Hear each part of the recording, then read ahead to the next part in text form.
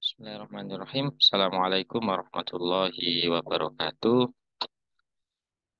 Teman-teman sekalian, kita mulai perkuliahan kita nggih, dengan topik eh, ketuhanan dan mungkin lebih fokusnya pada spiritual care kepada pasien. Ya, kita sebagai perawat juga jangan lupa memberikan asuhan keperawatan yang berupa spiritual.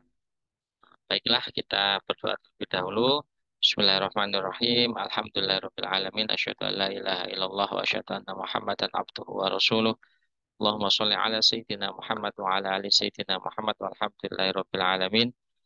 Raditu billahi rabba bil islami dina wa bi Muhammadin nabiyya wa rasula rabbi zidni ilma warzuqni fahma waj'alni min ibadika sholihin rabbi shrah li sadri wa yassir li amri wahlul 'uqdatam min lisani yafqahu qawli rabbi ighfirli wa li walidayya warhamhuma kama rabbayani shaghira rabbana atina fid dunya hasanah wa fil akhirati hasanah wa qina adzabannar wa adkhilnal jannata ma'al abrar wa amitana nadra liwajhikal karim ya aziz ya ghaffar ya rabbal alamin wa sallallahu ala sayyidina Muhammadin nabil ummi wa ala alihi wa sahbihi wa sallam walhamdulillahi rabbil alamin. Baiklah teman-teman sekalian, eh, semoga kita dalam menjalankan kuliah pada hari ini diberikan kemudahan, kesehatan, ilmu yang manfaat dan barokah. Amin amin ya robbal alamin. Oke, kita lanjut. Oke. Topik kita hari ini adalah spiritual care ya. Oke, saya lanjut.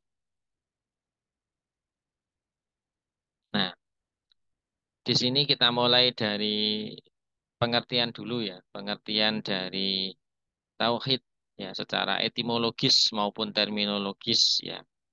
Secara etimologi tauhid itu berasal dari kata wahada, yuwahidu, tauhida yang secara makna itu adalah mengesahkan. Mengesahkan itu berarti menganggap Tuhan itu hanya ada satu ya, sesuai dengan ketentuan di negara kita juga bahwa ketuhanan yang maha esa. Nah, kemudian yang kedua secara terminologi, tauhid adalah mengesahkan Allah dalam perkara-perkara yang menjadi kekhususannya. Ya, ini kalau dalam Muslim, kalau non-Muslim ya mengesahkan Tuhan begitu ya. Nah, dalam perkara-perkara yang menjadi kekhususannya. Ya. Nah, di sini meliputi apa saja? Allah Subhanahu wa taala itu meliputi rububiyah, uluhiyah, asma wa sifatiyah dan sifat-sifatnya begitu. Ya. Nah, teman-teman sekalian berbicara mengenai sifat-sifat Allah Subhanahu wa taala itu nanti ya akan saya jelaskan ya tentang apa itu rububiyah dan apa itu juga uluhiyah dan juga asma wa sifatnya ya. Nah, kita lanjut dulu kepada slide berikutnya di sini. Nah, tujuannya apa? Kita semua itu dalam melakukan sesuatu itu punya tujuan. Apa tujuan dari belajar? Itu juga punya tujuan ya. Tujuan daripada kita makan itu juga ada tujuannya. Nah, sekarang kita tujuan mempelajari tauhid itu apa? Yang jelas adalah satu, memantapkan kepercayaan-kepercayaan agama dengan jalan akal pikiran di samping kemantapan hati orang-orang yang percaya kepada Tuhan. Jadi dalam arti apa? Yang pertama memantapkan hati kita. Di samping itu kemantapan itu juga dibarengi dengan akal pikiran. Jadi secara sadar maknanya, bukan tidak sadar ya. Kalau tidak sadar di dalam Islam nggak ada hukumnya itu ya. Orang yang hilang akal itu kan nggak punya hukum. Dia sholat pun nggak berdosa begitu kan. Dia bunuh orang pun nggak berdosa karena hilang akal. Nah, tetapi maknanya tauhid di sini adalah kita secara sadar percaya terhadap Tuhan kita, percaya kepada kalau dalam Islam itu syariat agama yaitu anjuran-anjuran dalam menjalankan kehidupan berdasarkan ketentuan agama. Ya. Nah, kemudian teman-teman sekalian kita lanjut ya di sini. Nah, di sini ada beberapa ya macam tauhid. Yang pertama tadi ini dengan yang atas tadi ya. Yakni tauhid uluhiyah. dasarnya adalah Quran surat Al-Ikhlas dan An-Nisa ya. Eh, jadi kalau dimaknai tauhid uluhiyah itu adalah kita percaya, kita meyakini bahwa Allah Subhanahu wa taala adalah satu-satunya Tuhan yang berhak untuk disembah dan kita tidak boleh menyekutukannya. Dalam arti tidak boleh ada pembandingnya, begitu ya. Nah, memang dalam surat Al-Ikhlas ya, namanya Al-Ikhlas. Ikhlas itu berarti semata-mata hanya untuk Allah. Kalau kita baca dalam ayatnya adalah A'udzubillahi minasyaitonirrajim, Qul huwallahu ahad. Allah itu hanya satu, ya. Allahu somad lam yalid wa lam yulad wa lam yakul lahu kufuwan ahad. Allah itu tidak beranak dan tidak diperanakkan, dalam arti tidak dilahirkan. Ya memang ada dari awal ya sudah ada. Kalau manusia itu awalnya kan tidak ada, ya. Awalnya kan tidak ada, diciptakan baru ada. Sama dengan kita semua ya. Kita dulu mungkin kalau yang usia 19 tahun atau usia 18 tahun, 18 tahun yang lalu itu kan juga belum ada. Atau 19 tahun yang lalu kan juga belum ada. Nah, baru kemudian ada sampai sekarang usia sekarang ini. Nanti juga lama-lama kita akan meninggal, tidak ada lagi. Nah, itu. Tapi kalau Allah dari awal sudah ada, sampai kapanpun tetap ada. Nah, konsekuensi dari tauhid uluhiyah ini apa? Yaitu kita takarrub, mendekatkan diri, takarrub ilallah, mendekatkan diri kepada Allah. Dengan cara apa? Ya, jelas orang itu akan dekat, orang itu akan disenangi jika apa? Satu, selalu mentaati segala perintahnya dan menjauhi segala larangannya. Sama, ya. Orang tua kita pasti senang dengan anak yang kalau disuruh, nak, sholat, segera sholat. Nak, jangan nonton TV terus. Ya tidak nonton TV terus. Nah, itu kan orang tua pasti senang. Nah, takorup, mendekatkan diri ya pasti dekat itu. Anak yang seperti itu pasti dekat dengan orang tuanya. Yang kedua adalah takwa. Takwa ini adalah bisa dimaknai dengan takut kepada Allah. Takut itu hanya kepada Allah. Jadi maknanya apa? Selalu berkata jujur. Jujur dalam arti maksudnya tidak akan menyalahi aturan, gitu kan? Bukan karena mencari keuntungan ya, seperti misal kita mencontek. Mencontek itu kan dilarang ya, oleh gurunya atau dosennya. Tapi kenapa tetap dilakukan? Karena punya tujuan dia, yaitu apa? Pengen mendapat nilai yang baik.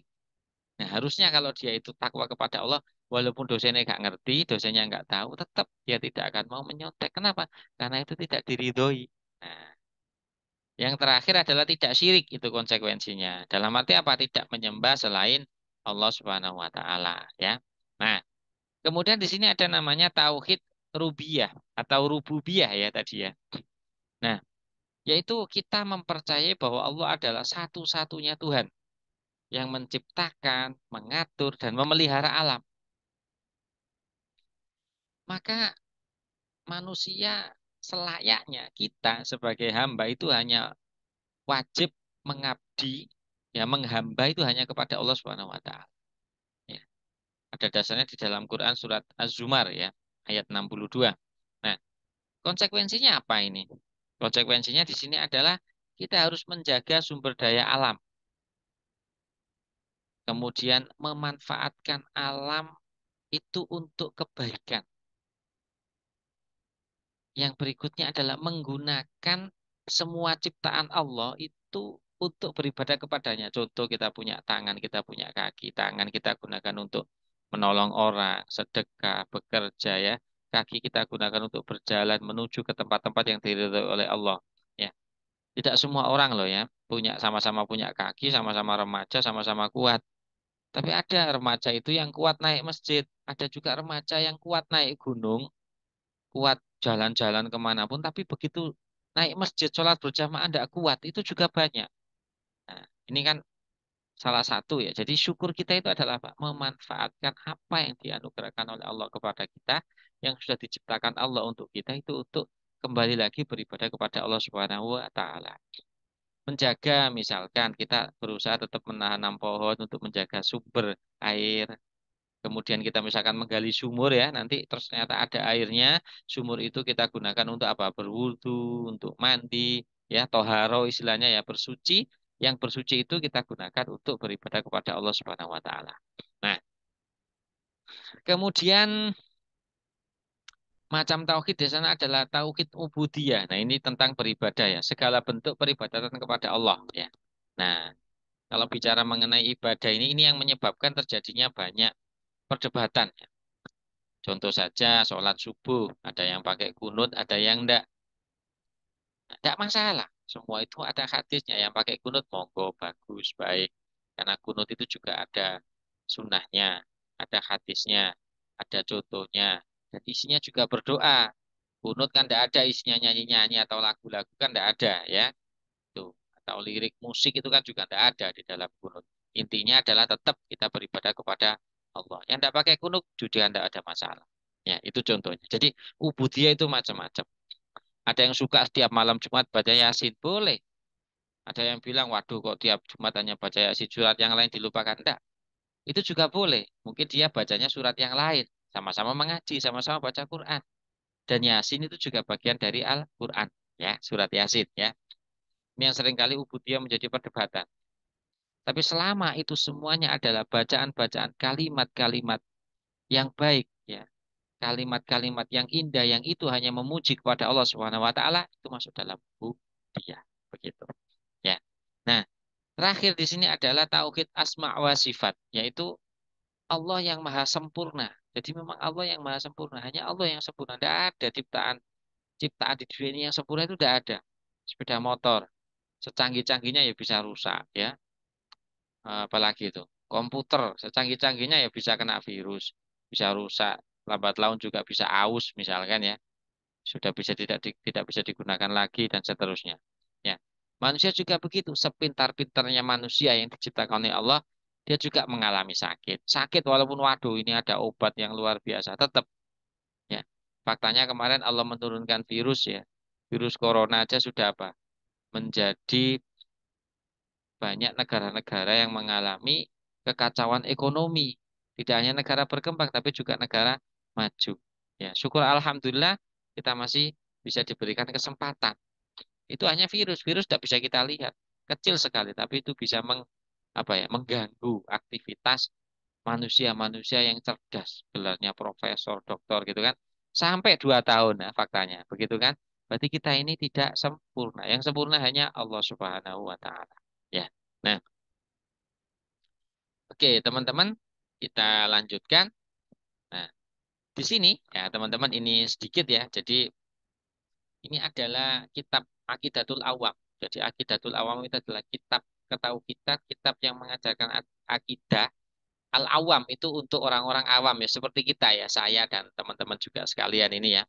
Yang mengarang adalah beliau Hadratus Syekh As-Sayyid Ahmad Al-Marzuki Al-Maliki Al-Makki ya. Nah, ini supaya tahu ya. Sedikit banyak kita belajar juga mengenai kitab-kitab yang dikarang oleh apa namanya para imam besar ya.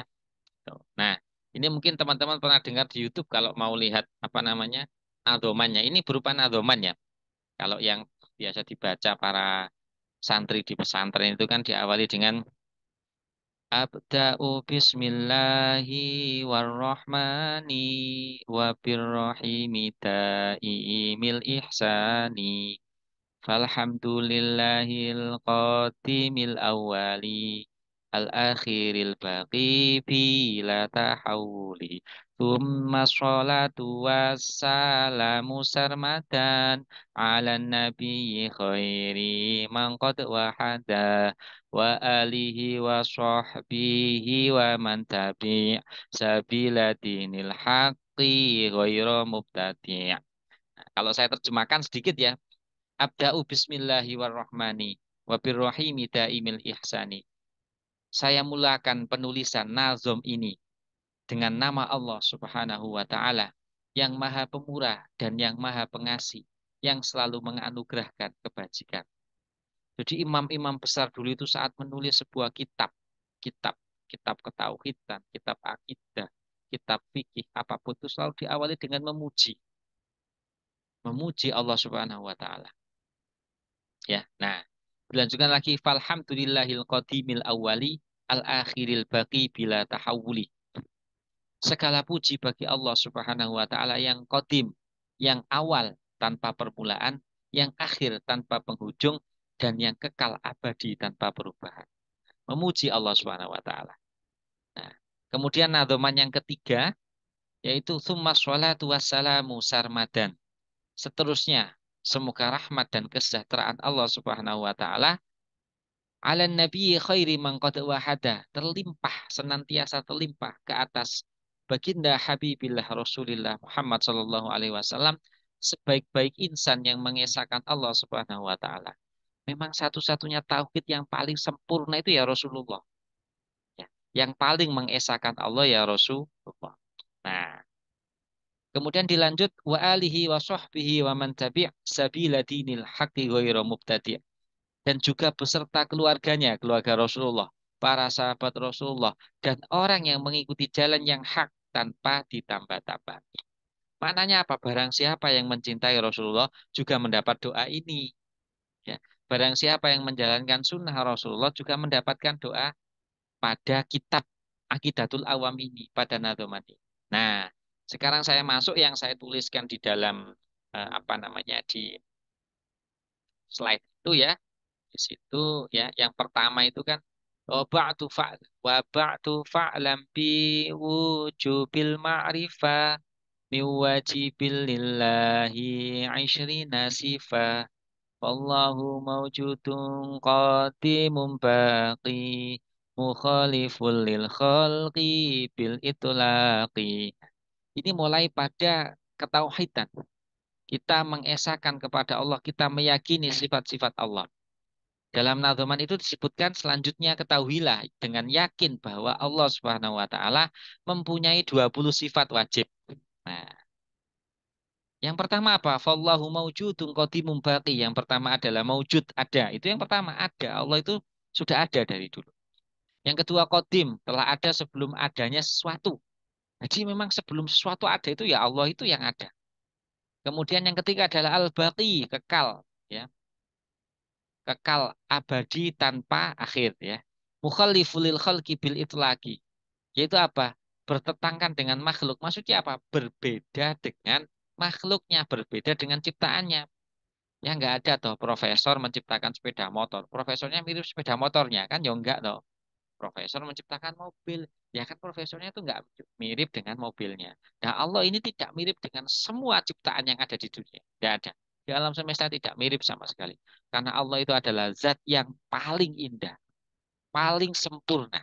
Ya. Nah, oke, saya lanjutkan adoman berikutnya,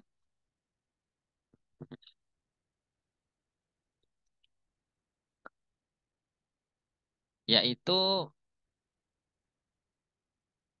wa qaimun ghani wa wahidun wahai qadirun muridun alimum kulli syai. Nah, jadi yang kelima adalah qaim, berdiri dengan sendiri, tidak memerlukan bantuan.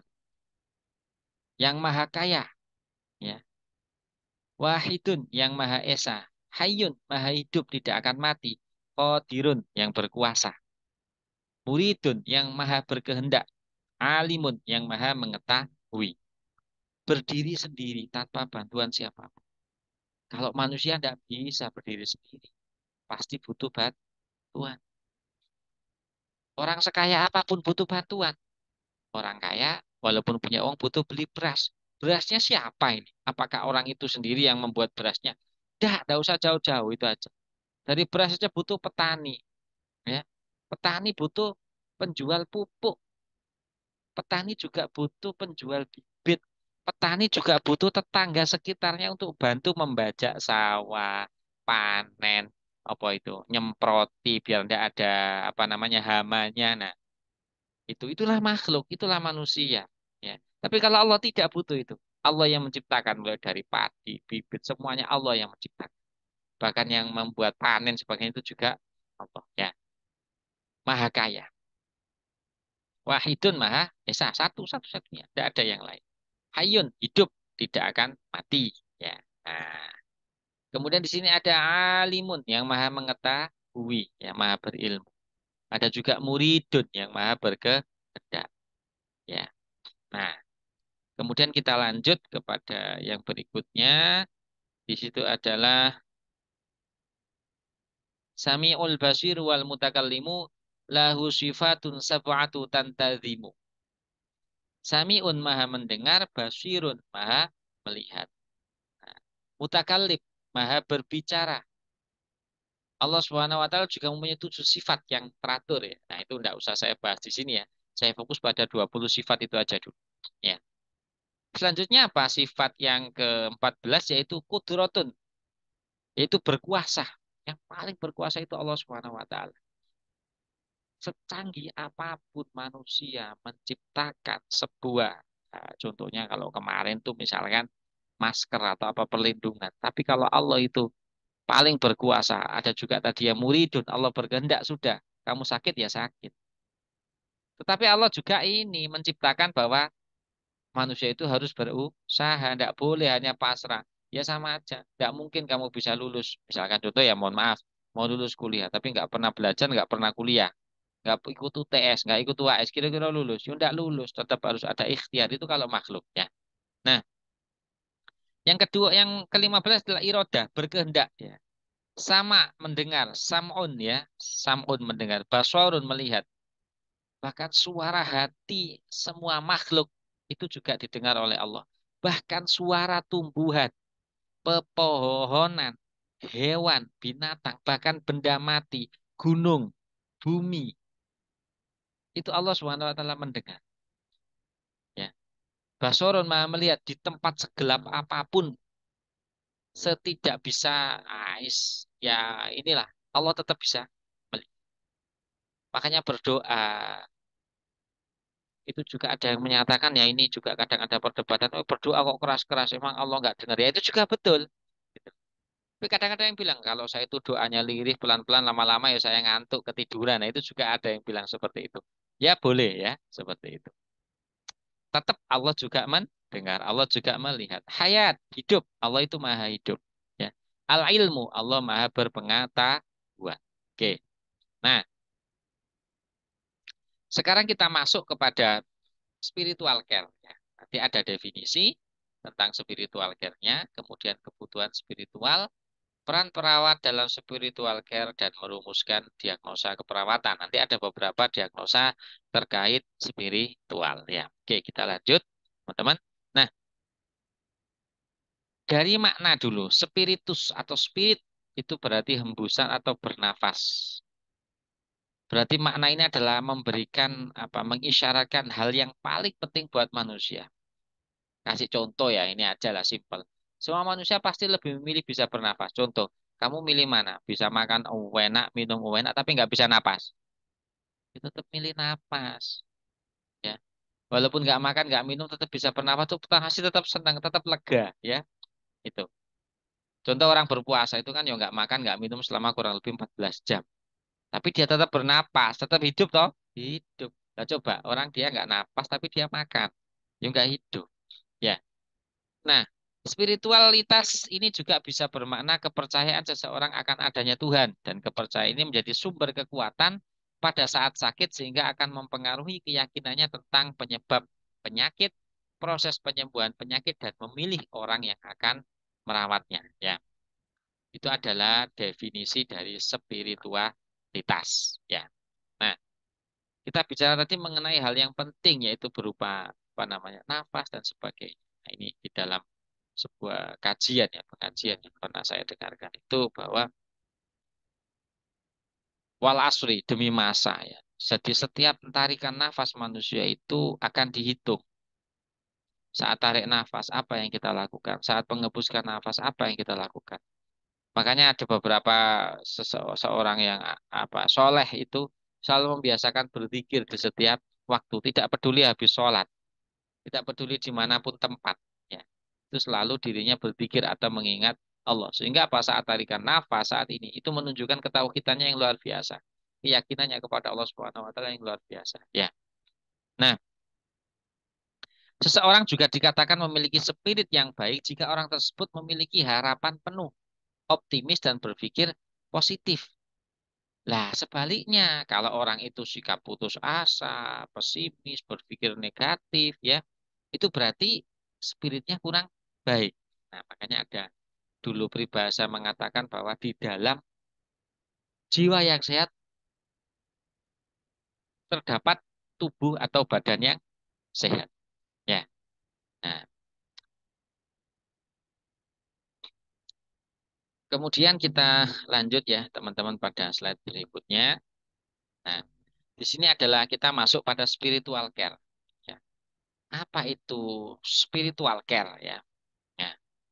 Spiritual care adalah praktek dan prosedur yang dilakukan oleh perawat terhadap pasien untuk memenuhi kebutuhan spiritual pasien. Itu namanya spiritual care. Ya, jadi caring terhadap spiritualnya. Nah, di dalam sebuah apa namanya sumber ya dari Mihan 2012 itu pernah menyebutkan bahwa spiritual care itu juga bisa berupa kegiatan dalam keperawatan untuk membantu pasien yang dilakukan melalui sikap dan tindakan praktek keperawatan berdasarkan nilai-nilai keperawatan spiritual. Yaitu misalkan contoh nih, mengakui martabat manusia, kebaikan, berbuat baik ya, belas kasih. Kemudian tenang dan lemah lembut. Sehingga orang yang soleh itu rata-rata kalau ngomong itu baik. Tidak bentak-bentak, tidak ngomong yang kotor. Nah, itu salah satu cirinya. Ya. Ada pasien tanya, ya dijawab aja. Kalau memang kamu capek, jawab. Tidak apa-apa. Tapi asal nadanya diatur. Ya. Walaupun tanpa kurang-kurang senyum ya. Senyumnya dipaksa-paksakan, ya serapopo. Kalau memang benar-benar mentok ya. Capek misalkan. Tapi tidak masalah. Duh, Bu, maaf ya. Tak jawab nanti aja. Capek ini rasanya. Nah, tidak apa-apa. Ya, fair aja. Manusia itu juga ada kelelahannya. Ya. Nah, kemudian teman-teman sekalian di dalam spiritual care itu juga apa namanya merupakan perawatan yang paling mendasar. Dan itu juga menjadi sebuah perawatan yang menunjukkan kepedulian seorang perawat kepada pasien. Ya. Nah,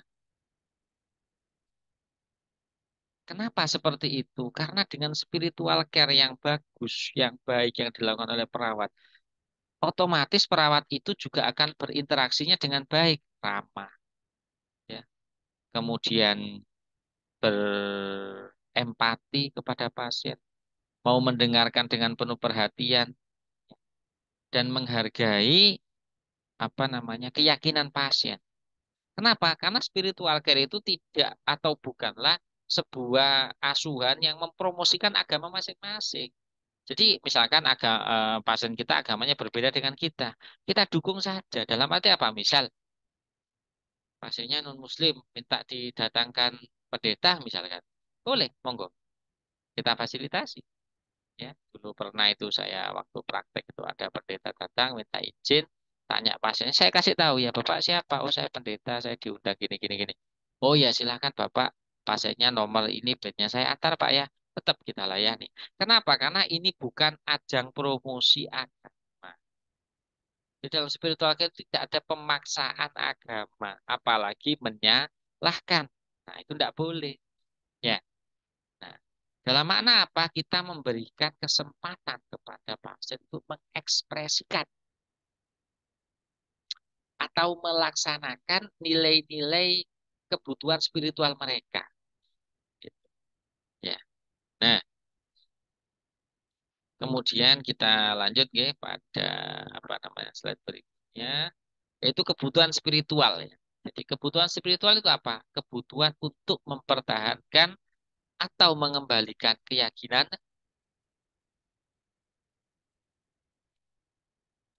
dan memenuhi kewajiban agama serta kebutuhan untuk mendapatkan maaf atau pengampunan, mencintai dan dicintai, menjalani hubungan penuh rasa percaya kepada Tuhan.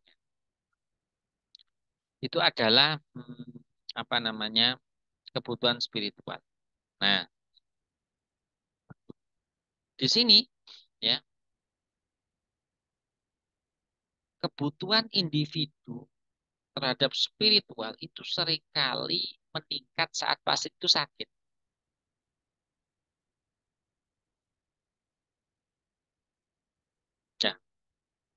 Biasanya pasien sebelum sakit tuh jarang mengingat Tuhannya. Mohon maaf ya bahasa kasarnya itu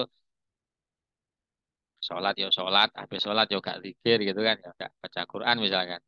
Begitu sakit itu Masya Allah, sholatnya khusyuk, lama walaupun sendirian, habis itu berzikir, banyak-banyak berdoa, baca Quran, nah itu. Ya, nah ya, itu kebutuhan spiritual. Jadi seringkali maknanya kebutuhan spiritual itu datang seringkali saat sakit. Makanya betul, ya. Ada sahabat bertanya, ya Rasul, kenapa kok saya sering diberi sakit? Ada beberapa kemungkinan. Satu, ya, sesuai hadis Rasulullah. Sakit itu adalah pengingat, pengingat, pengingat manusia kepada hambanya. Bisa jadi sakit itu juga adalah berupa sakitnya itu pelebur dosa. Nah, itu juga bisa. Ya, itu bisa bermakna seperti itu. Nah, oke. Kita masuk kepada sebuah penelitian yang dilakukan oleh Hodge et al. Ya. Pada tahun 2011 menyebutkan bahwa kebutuhan spiritual pasien itu ada 6. Yang pertama adalah kebutuhan spiritual yang berupa makna, tujuan, dan harapan hidup. Maksudnya apa? Merupakan kebutuhan untuk memahami peristiwa dalam kehidupan secara keseluruhan. Dalam arti apa? Pasien membutuhkan penjelasan tentang penyakitnya. Mengapa penyakit ada pada dirinya? Dengan adanya penjelasan diharapkan pasien tidak putus asa, berpikir positif, mensyukuri apa yang diterimanya, apa yang dialaminya. Dan juga bisa fokus pada hal-hal yang baik, membuat hidup menjadi lebih berarti. Bisa jadi kita sampaikan, ya Pak, ya insya Allah Bapak ini kenapa diberikan sakit. Bapak perlu bersyukur, Alhamdulillah Pak, orang yang sakit itu setiap harinya, setiap harinya, setiap merasa sakit, itu Allah mengangkat dosanya, Allah meringankan dosanya, Allah menghapus dosanya. Nah itu, supaya pasien bisa bersyukur. Syukur, oh insya Alhamdulillah, tidak apa-apa, saya diberikan sakit, mungkin ini juga apa meringankan dosa saya. Begitu. Nah,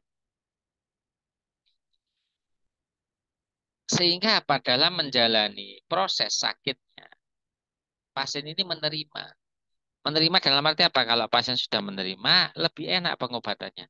Biasanya pasien juga akan menerima pengobatannya, dianjurkan minum apa itu juga manut ya, seperti itu. Nah, kemudian ada yang kedua yaitu hubungan dengan Tuhan. Bagi pasien, hubungan dengan Tuhan itu menjadi kebutuhan yang sangat penting yang dapat membantu pasien itu menghadapi masa sulit, memberikan apa namanya harapan ya untuk masa yang dialaminya sekarang, untuk masa depan dan untuk masa nanti saat di akhirat ya. Begitu. Jadi kadang ada pasien-pasien yang terminal gitu ya. Terminal itu maksudnya penyakitnya sudah end of life, jadi sudah akhir, sudah kritis begitu. Itu juga menjadi harapan. Alhamdulillah, seandainya nanti ternyata kok tidak bisa sembuh, misalkan bisa husnul khotimah. Nah, itu harapannya. Ya, berikan harapan itu. Berhubungan dengan Tuhannya. Ya, oke. Kemudian bisa menjadi juga praktek spiritual. Nah, kadang ya. Tadi yang saya sampaikan. Begitu sakit, ingat Tuhannya, ibadahnya jadi rajin. Ya, itu juga ada. Nah, kenapa yang dulu awal misalkan nggak pernah baca Quran, nggak pernah berpikir, pas sakit meningkat keinginan untuk berdoa, berzikir seperti itu. Ya, tuh. Kemudian kita lanjut pada yang keempat yaitu kewajiban agama. Ya. Nah, di dalam pasien itu juga apa namanya kewajiban agama ada nanti pasien akan menyadari, misalkan, oh iya nanti kalau saya meninggal apa namanya bisa dikuburkan sesuai dengan apa ya istilahnya aturan dari masing-masing agama ada seperti itu ya. Nah, terus kadang juga ini dari spiritual tersebut maka ini akan menjadi pelajaran ya bahwa terkait dengan perbuatan ataupun benda-benda yang halal dan tidak halal ya. Nah, itu. Kemudian yang kelima yaitu hubungan interpersonal ya. Selain hubungan dengan Tuhan, pasien itu juga membutuhkan hubungan dengan orang lain, termasuk hubungan dengan siapa, yaitu orang-orang yang soleh ya. Nah, kalau non-Muslim mungkin dengan para pendeta, biksu seperti itu. Ya, sehingga apa? Berharaplah pasien ini dikunjungi anggota keluarga atau dikunjungi yang itu tadi yang kalau di dalam Islam itu alim ulama, kemudian kalau mungkin yang non Muslim itu pendeta, biksu seperti itu untuk diberikan doa ya. Dan juga untuk apa? Diberikan kesempatan minta maaf. Makanya kan ada itu orang sakit dijenguk itu bisa ketemu orang ya maaf ya mohon maaf ya mungkin saya dulu pernah banyak salah saya mohon maaf. Nah itu menjadi salah satu apa namanya ciri atau mungkin peningkatan spiritual pada orang yang sakit ya. Nah, oke. Yang keenam ya. Tadi yang kelima, sekarang yang keenam, yaitu apa? Di dalam spiritual tersebut juga ada hubungan dengan perawat dan tenaga kesehatan yang lain. Itu interaksinya. Nah, sehingga dengan spiritual care diharapkan perawat itu bisa memberikan pelayanan dengan ramah, dengan postur wajah yang senyum, gitu kan, dengan postur tubuh yang apa namanya menghargai, menghormati, begitu, peduli. Nah, seperti itu. Ya, oke. Nah, kemudian kita lanjut ya di sini. Nah, ini ada kata-kata dulu ya. Ini kata-kata yang saya temukan tadi di internet ya. Jadi ada sebuah doa. Makanya kan orang kalau dalam Islam itu kan diajarkan ya. Kalau secara makna mungkin sama dengan ini ya. Terima kasih Tuhan, Engkau masih membangunkan aku pagi ini. Terima kasih atas nafas dan udara yang masih aku hirup. Kalau dalam Islam diajarkan Alhamdulillahilladzi ahyana ba'dana amatana wa ilaihin nusyur. Terima kasih ya Allah, Engkau bangunkan aku kembali. Manusia waktu tidur itu hakikatnya kan mati, mati sesaat. Karena saat tidur kita nggak bisa ngapa-ngapain. Kalau ada gempa longsor ya kita nggak bisa apa-apa. Begitu kita dibangunkan, alhamdulillah kita diberikan kesempatan untuk menjalankan kehidupan di hari selanjutnya. Ya, oke kita lanjut. Nah, peran pelawat dalam spiritual care apa? Pelawat itu memahami spiritualitas pasien dan kemudian secara tepat mengidentifikasi tingkat dukungan dan sumber yang diperlukan. Jadi perlu apa untuk memenuhi kebutuhan spiritual? Kalau Muslim misalkan butuh, oh mau sholat, butuh wudhu. Wudhunya pakai air tidak bisa, oh butuh tayamum. Oh tayamumnya kurang bisa apa? Diajari. Nah itu ya contoh-contohnya. Ya, kita lanjut. Nah, di sini ya ada beberapa ini mungkin yang terakhir ya insya Allah yang merumuskan diagnosa keperawatan ya. Nah, di sini ada beberapa ya diagnosa keperawatan yang saya dapatkan. Ini ada namanya spiritualitas pain, spiritual pain. Kemudian spiritual alienation atau pengasingan diri, spiritual anxiety, spiritual guilt, spiritual anger, spiritual loss dan yang terakhir adalah spiritual despair ya. Oke, kita coba apa namanya menjelaskan satu persatu dari masing-masing makna itu ya. Nah, sebelumnya perlu kita ketahui ya, mungkin ini karena masih semester 1 ya, untuk mendapatkan sebuah diagnosa itu perawat perlu melakukan sebuah pengkajian ya. Nanti pengkajian itu teman-teman akan dapatkan di dalam topik mata kuliah, kalau tidak salah itu apa ya, dokumentasi keperawatan, dokep ya, kalau tidak salah itu. Itu lebih fokus pada asuhan keperawatan ya, yang isinya nanti adalah pengkajian, intervensi gitu kan, dan intervensi, implementasi, evaluasi. Nanti akan diajarkan itu ya. Oke, kita fokus dulu pada yang namanya spiritual pain. Jadi spiritual pain ini apa maksudnya? Ekspresi atau ungkapan dari ketidaknyamanan pasien akan hubungannya dengan Tuhan. Jadi pasien dengan penyakit terminal atau penyakit kronis itu kadang mengalami gangguan spiritual dengan mengatakan bahwa pasien merasa hampa karena selama hidupnya tidak sesuai dengan yang Tuhan inginkan. Ungkapan ini lebih menonjol ketika pasien menjelang ajal. Ya. Nah, ini spiritual pain, ada sakit pada spiritualnya. Nah, ini perlu kita tekankan. Ya, tidak apa-apa, bersabar. Kita semua tahu Tuhan itu Maha Pengampun. Sebanyak apapun dosa, sebanyak buih di lautan itu bisa dimaafkan. Nah, itu mungkin salah satu nanti terapinya ya. Nah, yang kedua ada namanya spiritual alienation tadi atau pengasingan ya. Nah, kadang orang sakit tuh merasa bahwa Tuhan itu menjauh dari dirinya. Kenapa? Dia merasa bahwa saat sakit, saat sakit belum. Kok aku nggak sembuh-sembuh? Kemana Tuhanku ini? Nah, muncul begitu. Kenapa? Kadang-kala orang seperti ini ya kurang ilmu agamanya ya.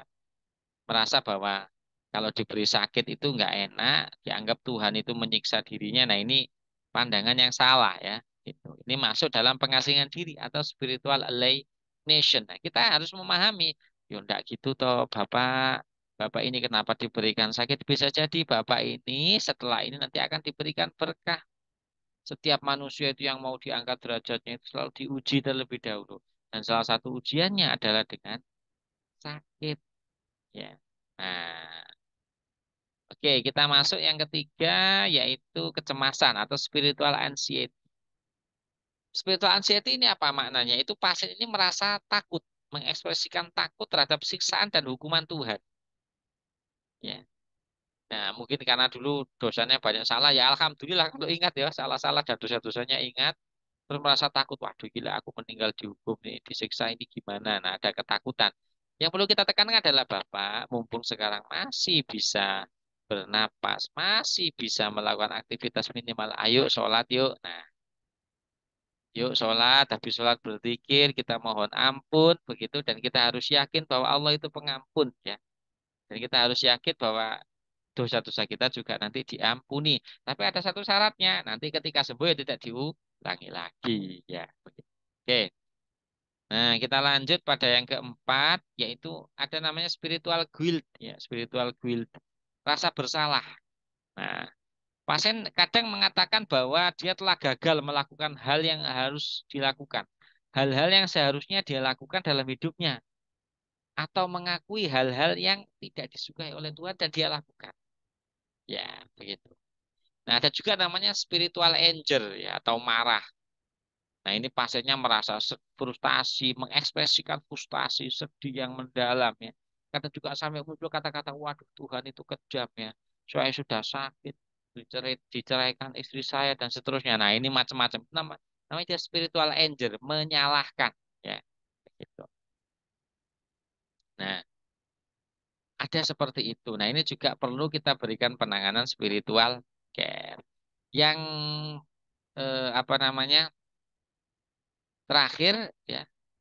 Oh, belum sih, belum terakhir ya. Yang keenam ya, yaitu spiritual loss ya, yaitu bahwa merasa kehilangan cinta dari Tuhannya. Dia merasa kosong. Nah, ini kadang-kala saya juga pernah merasa, duh, kok sumpek begini, duh, kok tidak nyaman begini, kok perasaan campur aduk begini. Nah, itu kadang-kala apa? Karena ibadah kita yang kurang. Nah, kalau pengalaman saya pribadi itu, jika kondisi seperti itu saya biasakan setiap habis sholat baca Al-Quran. Terserah satu ayat boleh, dua ayat boleh, satu halaman boleh. Pokoknya baca Quran. Dari situ sudah terasa mulai. Oh iya ya Allah, ada ketentraman ya. Ya Allahu alam. Kenapa? Karena Allah itu kan ya muqallibal qulub. Allah lah yang mengendalikan mood atau perasaan atau hati manusia. Gitu. Ya. Nah, kemudian terakhir ada namanya putus asa atau spiritual despair. Ya. Nah, ini apa? Pasien mengungkapkan bahwa tidak ada harapan untuk memiliki suatu hubungan dengan Tuhan. Nah, Tuhan itu tidak merawat dia. Nah, jadi wis koyo hampir-hampir ini wis putus asa, nggak mau percaya pada Tuhan. Wah, ini mendekati apa itu namanya? Ateis ya, tidak percaya adanya Tuhan. Sehingga di sini teman-teman kita perlu hati-hati, kita perlu menjaga bahwa yang namanya keputusasaan memang ya, keputusasaan itu seringkali terdapat atau dialami oleh pasien-pasien yang memang imannya kurang. Nah, ini jangan sampai perawatnya juga imannya kurang ini. Boten, Pak, memang Tuhan itu selalu memberikan takdir dan insya Allah yang terbaik. Ya, nah kita selalu cari sisi positifnya. Nah, ya, oke, kita lanjut. Nah, ternyata sudah selesai ya teman-teman sekalian. Jadi itulah apa namanya spiritual care yang bisa saya jelaskan. Semoga ilmunya bermanfaat. Mari kita akhiri kuliah kita, belajar kita dengan bacaan hamdalah dan doa kafaratul majelis. Alhamdulillahirabbil alamin. Subhanakallahumma wa bihamdika asyhadu an la ilaha illa anta astaghfiruka wa atubu ilaik. Terima kasih teman-teman sekalian. Saya akhiri wabillahi taufiq wal hidayah. Waridha wal inayah. Wassalamualaikum warahmatullahi wabarakatuh.